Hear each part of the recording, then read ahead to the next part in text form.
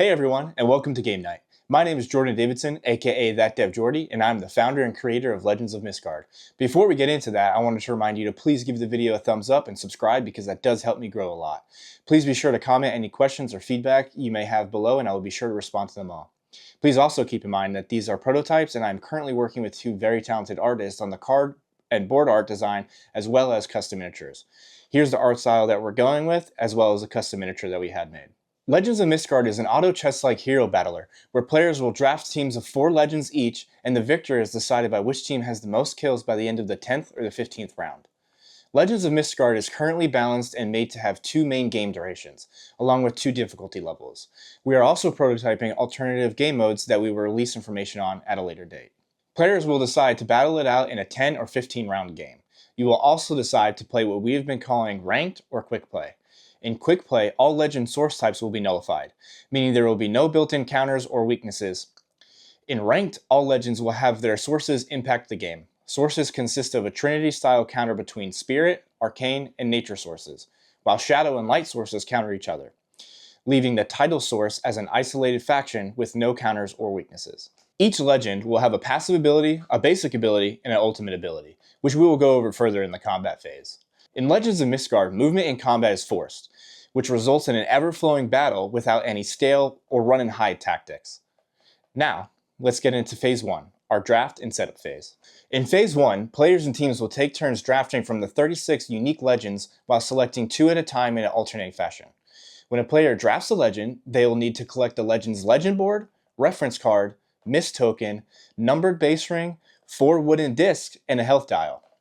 As players draft, you will be giving the enemy team the reference card correlating to your selected legend, so they can refer to them during the game. For your first few games, I would recommend playing a 10-rounder without sources active and just pick what you think looks cool or the most fun to play, just so you can get a feel for the game. If you want to utilize sources, each team will be giving a source reference chart to use during combat. Teams will each have a cooldown tracker board placed on the sideboard for public knowledge, as well as priority cards numbered 1 through 4. To finish off the setup, a mist will fall over the battlefield. Players will select one person from each team to place their Myst tokens face down on the battlefield. This will set the playing field starting locations for each legend, while also concealing which legend will be starting where. The placement will start with the team that drafted first in order to give the enemy team counter placement opportunity. Once all 4 tokens are placed, reveal them and place the corresponding legend on the battlefield. Now place their Myst token on the tracker board. And now you're ready to begin the battle. Phase 2 is a very short pre-combat phase called a communication phase. Each player will begin by holding the 2 priority cards that they had in the last round, or 2 at random to start the game. Players must also hold 2 cards at any given point during this phase. Players will have 30 seconds to communicate their turn order in any way possible. The priority cards the player has in their hand at the end of the communication phase are the 2 that they must use for the battle. Once the communication phase ends, the mist will rise again, and players will raise their Myst veils to conceal their decisions. The combat phase is essentially broken up into 2 parts, pre-attack selection and post. Players may never communicate until both teams are done selecting priority and attack. For the combat phase, you'll need to understand the legend boards. On the top of each legend board, it will list your legend's stats. This includes source type, auto attack range, auto attack damage, basic ability cooldown, movement distance, and health. On the left side of your legend board, you will see the legend's abilities and their respective damages. On the right side, you will have the section you use your wooden disc for.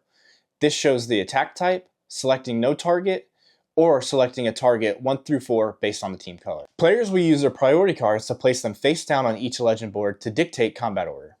Players will also place the corresponding discs on the attack type they want and the target. If a player decides to select an auto attack, they will also select no target. Once both teams finish their selection, the mist will clear and turn 1 will begin. Both teams will flip their priority card 1 and begin resolving combat. In Mystguard, all combat takes place simultaneously. The best way to grasp this is picturing yourself on a battlefield and each turn is a mere second. Combat resolves in a movement-first approach, meaning no matter what attack type you select or where you are on the battlefield, both players in that priority order must move first. Movement is forced and you must always move towards the nearest enemy in the shortest path possible. In the event multiple targets are the same distance, you will decide which path your legend takes. Legends stop once they are in combat range. It is very important to remember that combat range is dictated based off of your auto attack distance. not the attack type you selected. Once in combat, player movement will stop and you are now locked in combat. You may only break that combat by using an ability to focus a different target. Attacks will resolve in an order of ultimate ability, basic ability, and then auto attack. If two players select the same attack type, they will resolve simultaneously in the best way that makes both impactful. For example, and for simple math's sake, if I'm targeting a legend that has 2 health by dealing 2 damage and you are targeting the same one for a heal of 1, the heal will happen at the same time as the damage does, leaving the target with 1 health. There are rare instances that only one ability can go off. In this case, it will prioritize the defensive ability. For example, if I'm playing the Celestial Monk and I'm using my ultimate ability that would put me in a stasis, while you are playing the Ogre and you are using your ultimate ability and you are targeting me to eat me, it will result in an ultimate ability cancellation for the Ogre. You will slide your ultimate ability disc to the cancel slot on the tracker board and your ultimate will go on a 3-turn cooldown. If a player selects to use their basic ability, it will resolve second in the attack order. That player will then immediately slide their basic ability disc to the use tracker board. If players select to attack each other, or both are auto-attacking and happen to be each other's target, this will result in mutual combat, which, as I touched on earlier, both attacks will go off. In the case of auto-attacks, this could result in a double KO and us killing each other while using the same priority turn. Once a legend is killed, they are immediately placed on the legend board for the remainder of the round.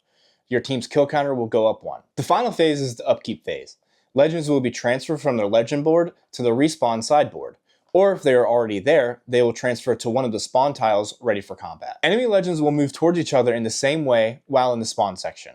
Except, while leaving spawn, you do gain 1 additional movement. Damage can be dealt in or out of the spawn zone as well. Players will also slide their discs on the tracker board at the end of each round. Now that you have completed round 1, you will go back to the communication phase. If at the end of the game, teams are tied on the kill count, the game will continue and end on next kill wins. Thank you for checking out Legends of Mystguard, guys. Please be sure to give the video a like and subscribe to stay up to date on future updates that we will be releasing. I am also going to be posting a video of us playing the game so you can get a better idea of how the game flows and everything like that. So please be sure to come back and check that out. I would love to hear your comments below on any other feedback or questions you may have so I can answer those as well. So until I see you next time on the Battlefields of Mystguard, I wish you all nat 20s.